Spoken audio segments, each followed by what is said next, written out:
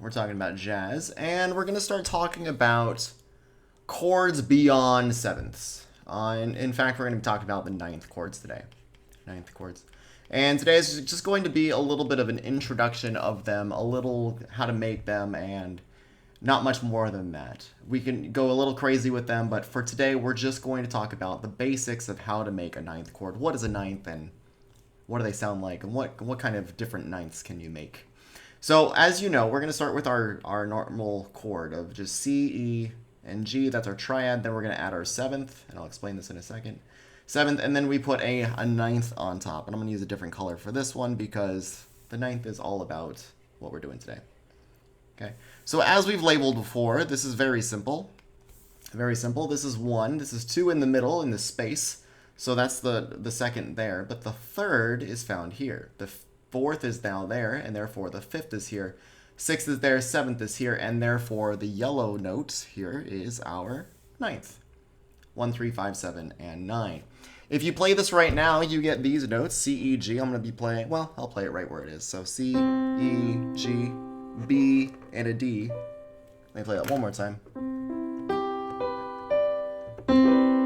And there we have a ninth chord. That's it. That's it. That's how you make a ninth. You just put 5 notes together in thirds like that, stacking in thirds. Okay, so then we've got to talk about different kinds of ninths. Different kinds of ninths. So right now we have a major 7. We've learned this before. This is our major 7. Also, in jazz notation, the fancy jazz notation, they just use the delta there for this. And then you put a 9 on top. So really what you can do is, you already know it's a major 7, so all this is a major 9. So all you do is put a 9, right? So that's it. That's it. Major 9 is that. So this would be, in this case, because our root note is C, we have C major 9. Super simple. Let's do another one. We're going to still use C. And again, it doesn't matter what key you're in, what chord you want to use, but it's all going to be the same. But we're going to keep with C, because everyone likes C, as we've learned in this channel many, many a time. Okay, so we're going to get the same notes here. I'll even keep our ninth a yellow note for all these, maybe. And I'm not even going to touch the 9. We'll learn later you can change the 9 to something else. You can put flats and sharps and stuff, and we'll see what that looks like much later, not in this lesson. We'll see that maybe next time. So we're going to look at, we got the major 9. Let's go for the dominant 9. So here you have, this would be C9, like that. And the reason it's C9 is because you just call this C7, right? You got the dominant 7. We've learned this before in the previous lessons. We got C7 right there. That's just your dominant chord there. So we got C7, and then you just keep the quality the same, and you just put 9. So all of a sudden, all this means is you make a 7th chord, a dominant 7th chord, and put a 9 on top. That's it. That's it. Okay. Super easy. Super easy. Let's move right along, and then I'll play them at the end, I guess. I'll play them at the end. We got C, E, G. Keep making colors up. C, E, G, B. We got our D on top. Not this yellow. There we go. I got 2 different yellows. 2 different yellows, but only one for today. Okay. So after our dominant, I think we went to a minor 7. A minor 7. So this would be like C minor 9. Like that. C minor 9. Because we had our C minor 7. Again, this is our C minor 7. And so we have a C minor 9.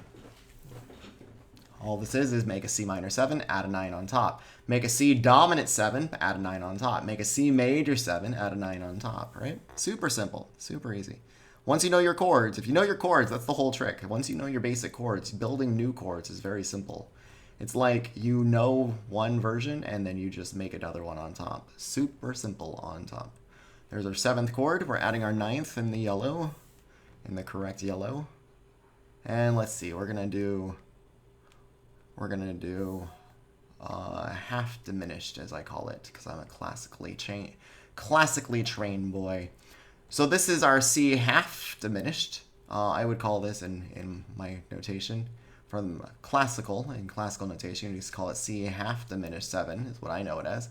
But in jazz, you might say C. They might say C, what did I say last time? C minor 7 flat 5. C minor 7 flat 5. So here you would have C minor 9 flat 5. That's it. The 9 means you have a 7. You can't have a 9 without the 7 in there, right? So you need the hierarchy of the 7. So the 7 is already implied. You have your C minor 9, flat 5. You make your C minor 9, which is the same thing as here, and then you flat your 5th. Here's your 5th, you put a flat on it. Super simple. You just take your C minor 9, flat a 5. Super easy. Super easy. If this is going over your head, it shouldn't. If it does, that's okay. Just take your time. Take your time.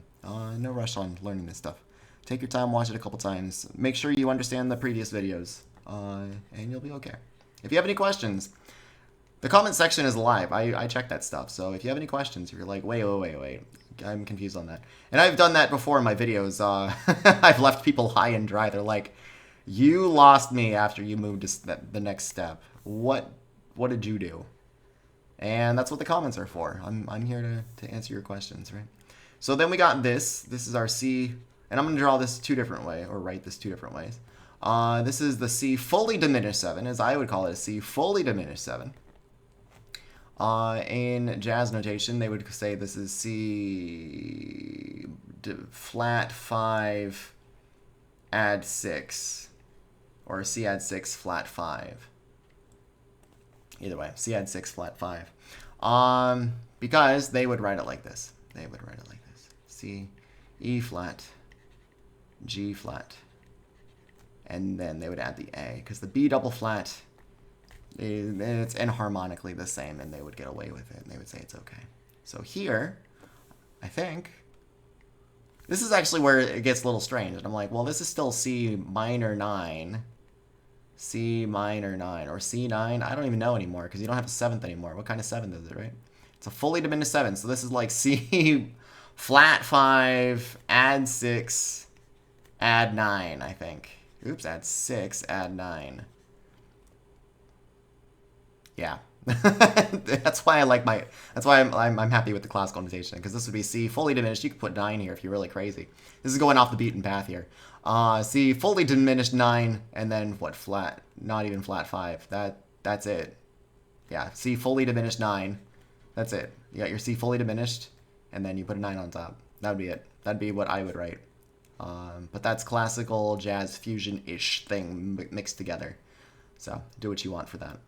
Let's go ahead and play these, and we'll call it a day. This is, let's see, C, E, G. We're gonna do let me make sure you're following along with me. We're doing that one first. C, major 9. Isn't it pretty? Okay, second one. I'll keep arrows going. You got C9, or C dominant 9, if you will. C dominant 9. We got C minor 9 next.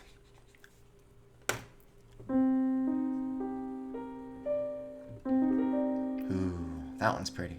I like that one. But as you know, I'm a sucker for minor 7ths. I love those things. I could listen to them all day. C minor 9, flat 5. Let me make sure I'm doing this right. That goes there. Okay.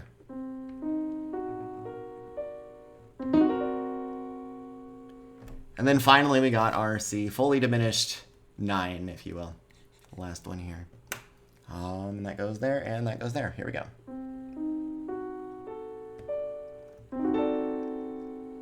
Okay, so as you can see, adding a 9 is very simple. You just add one more note on top of your 7th chord. Super simple. And we'll see as we can go, you can keep adding notes. So there's your 9, there's your 11, there's your 13. We'll see this in later videos. And then how you can alter these notes, because we've been altering everything else except our root, because you can't change the root, right? We've been altering all the other notes, but eventually we'll get into altering the 9th as well. So stay tuned, and I'll see you guys next time. Again, if you have any questions or comments, please leave them below. I'd love to talk to you guys. And support me on Patreon, and like and subscribe. I would appreciate it a lot. Thank you very much, and see you next time.